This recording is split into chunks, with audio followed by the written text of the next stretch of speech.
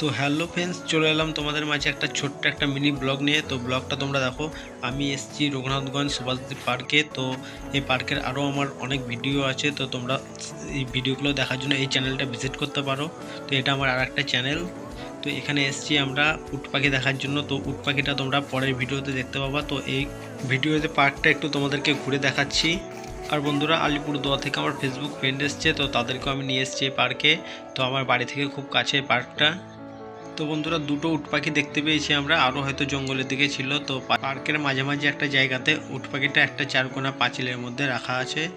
আর বন্ধুরা, আমরা এখন ভেতর দিকে যাচ্ছি। তো এখানে একটা ট্রেন আছে, দেখতে পাচ্ছ। তো ট্রেনটা এখন বন্ধ আছে। আরও ভেতরের দিকে বেশি জঙ্গল আছে, তো জঙ্গলের দিকে যাচ্ছি।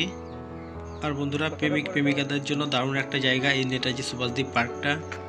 তো আমার ভিডিওটা যারা দেখছো তাদের মধ্যেও যদি কেউ প্রেম করে থাকো, তো এই পার্কে এসে একবার দেখতে পারো কেমন পার্কটা। খুব তাড়াতাড়ি আমি সুভাষদ্বীপ পার্কের পার্ট 2 ভিডিও নিয়ে চলে আসবো। তো আজকের এই ছোট্ট মিলি ব্লগটা এখানে শেষ করছি। আবার দেখা হচ্ছে পরের ভিডিওতে। ততক্ষণ তোমরা ভালো থেকো, সুস্থ থেকো, পরিবারের খেয়াল রেখো, নিজের যত্ন রেখো।